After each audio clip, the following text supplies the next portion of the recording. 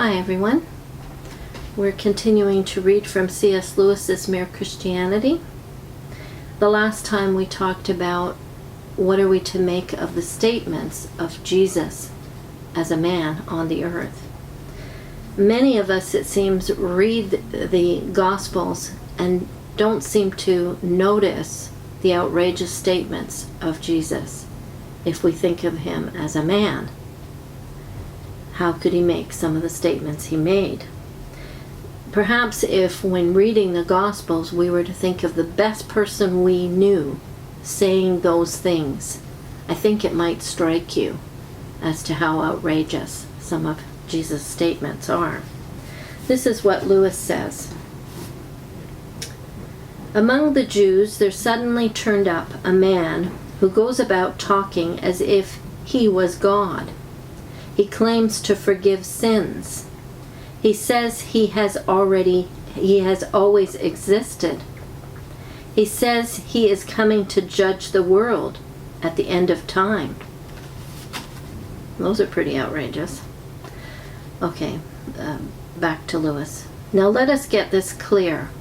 Among pantheists, like the Indians, anyone might say that he was a part of God or one with God. There would be nothing very odd about it. But this man, since he was a Jew, could not mean that kind of God. God, in their language, meant the being outside the world who had made it and was infinitely different from anything else. And when you have grasped that, you will see that what this man said was, quite simply, the most shocking thing that had ever been uttered by human lips. One part of the claim tends to slip past us unnoticed because we have heard it so often that we no longer see what it amounts to. I mean the claim to forgive sins, any sins. Now, unless the speaker is God, this is really so preposterous as to be comic. We can all understand how a man forgives offenses against himself. You tread on my toe, and I forgive you. You steal my money, and I forgive you. But what should we make of a man, himself unrobbed and untrodden on, who announces that he forgave you for treading on other men's toes and stealing other men's money? Asinine fatuity is the kindest description we could give of his conduct. Yet this is what Jesus did. He told people that their sins were forgiven and never waited to consult all the other people whom their sins had undoubtedly injured. He unhesitatingly behaved as if he was the party chiefly concerned, the person chiefly offended in all offenses. This makes sense only if he really was the God whose laws are broken and whose love is wounded in every sin. In the mouth of any other speaker who is not God, these words would imply what I can only regard as a silliness and conceit unrivaled by any other character in history. Yet, and this is the strange, significant thing, even his enemies, when they read the Gospels, do not usually get the impression of silliness and conceit. Still less do unprejudiced readers. Christ says that he is humble and meek, and we believe him, not noticing that if he were merely a man, humility and meekness are the very last characteristics we would attribute to some of his sayings. I am trying here to prevent anyone saying the really foolish thing that people often say about him. I'm ready to accept Jesus as a great moral teacher, but I don't accept his claim to be God. That is the one thing we must not say. A man who was merely a man and said the sort of things Jesus said would not be a great moral teacher. He would either be a lunatic, on the level with the man who says he is a poached egg, or else he would be the devil of hell. You must make your choice. Either this man was and is the Son of God, or else a madman, or something worse. You can shut him up for a fool, you can spit at him and kill him as a demon, or you can fall at his feet and call him Lord and God.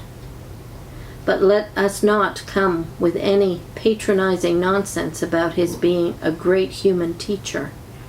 He has not left that open to us. He did not intend to. We are faced then with a frightening alternative. This man we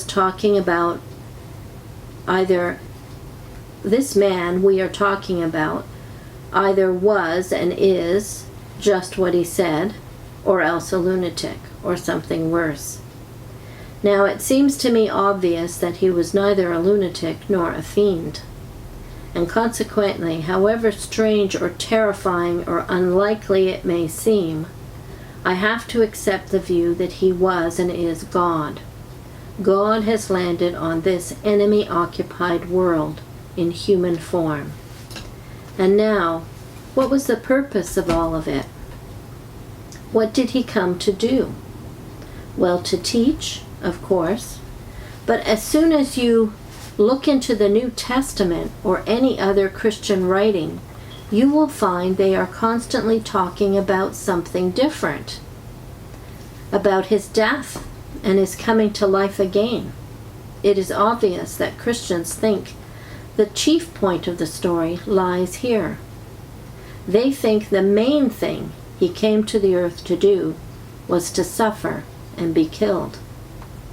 Now, before I became a Christian, I was under the impression that the first thing Christians had to believe was one particular theory as to what the point of this dying was. According to that theory, God wanted to punish men for having deserted and joined the great rebel. But Christ volunteered to be punished instead, and so God let us off. Now, I admit that even this theory does not seem to me quite so immoral and so silly as it used to. But that is not the point I want to make. What I came to see later on was that neither this theory nor any other is Christianity. The central Christian belief is that Christ's death has somehow put us right with God and given us a fresh start. Theories as to how it did this are another matter. A good many different theories have been held as to how it works. What all Christians agree on is that it does work. I will tell you what I think it is like. All sensible people know that if you are tired and hungry, a meal will do you good. But I just lost my place. The meal will do you good. But the modern theory of nourishment, all about the vitamins and proteins, is a different thing. People ate their dinners and felt better long before the theory of vitamins was ever heard of. And if the theory of vitamins is someday abandoned, they will go on eating their dinners just the same. Theories about Christ's death are not Christianity. They are explanations about how it works. Christians would not all agree as to how important these theories are. My own church, the Church of England, does not lay down any one of them as the right one. The Church of Rome goes a bit further.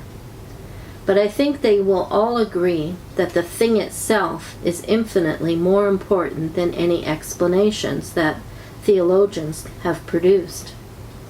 I think they would probably admit that no explanation will ever be quite adequate to the reality. But as I said in the preface of this book, I am only a layman, and at this point we are getting into deep water.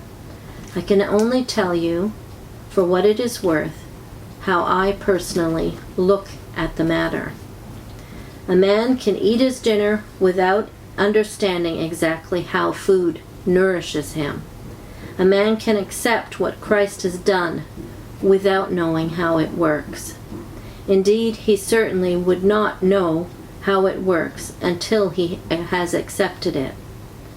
We are told that Christ was killed for us, that his death has washed out our sins, and by dying he disabled death itself. That is the formula. That is Christianity. That is what has to be believed. Any theories we build up as to how Christ's death did all this are, in my view, quite secondary.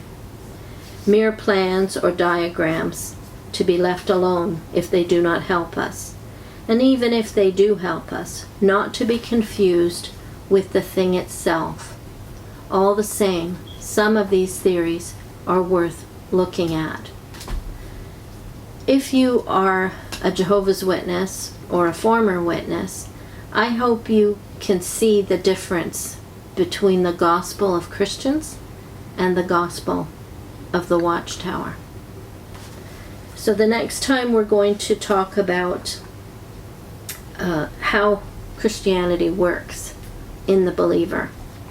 And I'm going to link a series that David did. I'm going to link the first video, and it's called The Deity of Christ. It's part 1 of 3. And the second one, Kingdom Now. Get behind me, Satan. Christ rebukes Peter and Jehovah's Witnesses cross-free gospel, prosperity gospel. So those 2 videos I'll link here, and next time we talk about how it works, Christianity.